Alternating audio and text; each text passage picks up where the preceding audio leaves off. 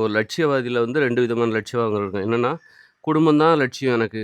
குழந்தைகள் தான், மனைவி தான், குடும்பம் தான். இதுதான் என்னுடைய லட்சியம். அப்படின்னு நினைக்கிறவங்க, எப்படி அப்படின்னு நினைக்கிறவங்க ஒரு கேட்டகரி. அப்ப இன்னொருத்தர் வந்து, எனக்கு லட்சியம் வந்து ஒரு டாக்டர் அப்படின்னு நினைக்கிறாங்க. அப்ப அவங்களுக்கு வந்து குடும்பம் இல்ல. குடும்பத்தை தாண்டி வெளியில தான் அவங்களுடைய லட்சியமே இருக்கு. அதுல அவங்க கடினமா குடும்பம் தான் லட்சியங்கிறவங்க குடும்பத்துக்குள்ள கடினமா உழைச்சுக்கிட்டு இருப்பாங்க. குடும்பத்துக்குள்ள பரபரப்பா இருப்பாங்க. குடும்பத்துக்காக நெறைய நேரம் செலவு பண்ணுவாங்க. அப்போ இல்ல எனக்கு மருத்துவர் ஆகுறது அல்லது ஒரு பொறியாளர் ஆகுறது, விஞ்ஞானி ஆகுறதுன்னா, அவங்களுடைய லட்சியம் குடும்பத்துக்கு வெளியில இருக்கு. அங்க தான் நெறைய நேரத்த செலவழிச்சிட்டு இருப்பாங்க. அப்போ இப்படிப்பட்ட லட்சியவாதிகள் ஒன்றை தெரிந்து கொள்ள வேண்டும். இப்போ நீ வந்து உனக்கு ஒரு விஞ்ஞானி ஆகுறது தான் லட்சியம் அப்படின்னா, அந்த உன்னுடைய லட்சியம் களம் வேற இடமா இருக்கு. அங்க தான் நீ உணர்வுபூர்வமா இருக்கணும். உன் வீட்டுக்குள்ள நீ வந்து உணர்வுபூர்வமா இருக்கக்கூடாது. சத்தமா பேசக்கூட செய்யக்கூடாது. இப்போ நீ விஞ்ஞானி இப்போ நீ ஒரு அரசியல் தான் எனக்கு லட்சியம். நான் எம்எல்ஏ ஆகணும், மந்திரி ஆகணும்னா, நீ எங்க சத்தமா பேசணும்னு தெரியுமா? அது வந்து அரசியல் களத்தில தான். வீட்டுக்குள்ள வந்தா அமைதியா இருக்கணும். வீட்டுக்குள்ள வந்துட்டு நான் என் மனைவிட்ட சத்தமா பேசுவேன், அல்லது வந்து சண்டை போடுவேன் அப்படின்னு வச்சுக்கோங்க. உங்களுடைய உணர்வுபூர்வமான செயல்பாடு என்பது குடும்பத்திற்குள் நிகழ்கிறது. அப்போ உங்களால அரசியல்ல ஜெயிக்க முடியாது. ஆனா அரசியல்ல ஜெயிக்க முடியாது. வெளியில ஜெயிக்க முடியாது. குடும்பத்துக்கு வெளியில ஜெயிக்க முடியாது. குடும்பத்துக்குள்ள ஜெயிப்பீங்க. ஆனா குடும்பம் என்பது தான் இயற்கையானது. இருந்தா அப்படி இருக்கும்போது, இங்க இருக்கிற உலகம் வந்து இப்ப நம்ம வாழ்ந்துட்டு இருக்கிறது செயற்கையானது. அப்படி இருக்கும்போது 2 விதமான லட்சியங்கள் இருக்கு. அப்ப நீ எந்த லட்சியத்த எடுத்து வச்சிருக்கிற? உன்னுடைய லட்சியம் எது? அப்படிங்கும்போது, அப்ப அதற்கேற்றார் போன்று நீ ஒரு உணர்வுபூர்வமான செயல்பாடு எங்க நடக்கணுங்கிறத தான் நான் உனக்கு சொல்றேன். தேவையில்லாம ஏன் குழம்பிட்டு இருக்கீங்க? அந்த குழப்பத்த போக்குறது தான் என்னுடைய வேலை. இல்ல நான் ஒரு ஆசிரியர் தான் என்னுடைய லட்சியம் அப்படின்னா, உங்க ஆசிரியர் பணி தான் என்னுடைய லட்சியம் அப்படின்னா, ஆசிரியர் பணி எங்க நடக்குது? அது பள்ளிக்கூடத்தில நடக்குது. அல்லது நீங்க ஒரு பேராசிரியரா இருக்கலாம், கல்லூரியில நடக்குது அப்படின்னா, அங்க தான் உங்களுடைய உணர்வுபூர்வமான செயல்பாடு.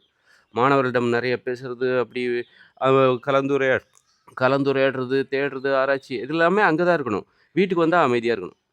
வீடு என்பது ஓய்வெடுப்பதற்கான ஒரு இடம் மாரி. ரொம்ப அமைதி. நான் வீட்டுக்குள்ளேயும் பரபரப்பா இருப்பேன், அ அப்படின்னு நெனச்சுக்கங்க. அப்ப அங்க உங்களால வந்து வெற்றி பெற முடியாது.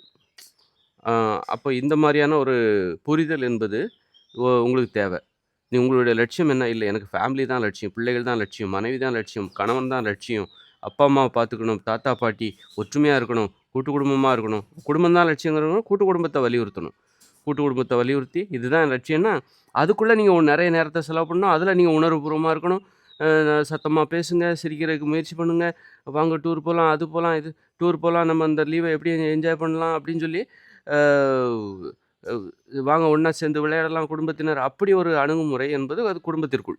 அது இயற்கையானது. அதுவும் அதான் உன்னுடைய லட்சியம் எதுவோ, அதற்கு அதன் அடிப்படையில் உனது உணர்வுபூர்வமான வெளிப்பாடு எங்க இருக்கணும் அப்படிங்கிறது தான் நான் சொல்றேன். அதனால புரிஞ்சுக்கோங்க. இல்ல நீங்க நீங்க வந்து நான் 2 பக்கமும் வீட்டுக்கு வந்தாலும் உணர்வுபூர்வமா இருப்பேன், வெளியில போனாலும் உணர்வுபூர்வமா இருப்பேன்னா, அது ஜெயிக்கவே முடியாது. ஒரு இடத்துல நீ அமைதியா இருந்தா தான் இன்னொரு இடத்துல ஜெயிப்ப. இன்னொரு இடத்துல அமைதியா இருக்கணும். வெளியில அப்ப இல்ல எனக்கு குடும்பம் தான் வந்து லட்சியம் அப்படிங்கும்போது, வெளியில போனா நீ அமைதியா இருக்கணும். ஒரு தொழில அமைதியா செஞ்சுட்டு வந்துரு. இப்ப தொழில் லட்சியமா, குடும்பம் லட்சியமா அப்படின்னு வரும்போது, இல்ல குடும்பம் தான் லட்சியம்னா, குடும்பத்தில பரபரப்பா இரு, நல்லா சத்தமா பேசு, ஒரு உணர்வுபூர்வமா நடந்துக்கோ. நெறைய நேரத்த செலவழி. இல்ல எனக்கு தொழில் தான் லட்சியம் அப்படின்னா, தொழில்ல நெறைய நேரத்த செலவழி. அங்க நீ உணர்வுபூர்வமா இரு. வீட்டுக்கு வந்தா அமைதியா இருக்கணும். அல்லது வீடு தான் எனக்கு குடும்பம் தான் லட்சியம்னா, குடும்பத்தில ஒரு உணர்வுபூர்வம் உனது கோபத்தை வெளிப்படுத்துறது எல்லாமே குடும்பமா இருக்கணும். தொழிலுக்கு போம்போது அமைதியா செஞ்சுட்டு வந்துரணும். இப்போ செஞ்சோமா வந்தாரா இல்லையாங்கிறது கூட தெரியாம வேலைய சரியா செஞ்சுட்டு அமைதியா வந்துரணும். தொழில்ல போய் உன் கோபத்தெல்லாம் வெளிப்படுத்தக்கூடாது. இப்படி ஒரு புரிதல் இருக்கணும். இல்லன்னா, நீங்க நெறைய பேர் தோத்து போறதுக்கு அப்படி காரணம் என்னன்னா, அந்த அடிப்படை புரிதல் இல்லாம தான் நெறைய பேர் தோத்து போயிருவாங்க. அம் அ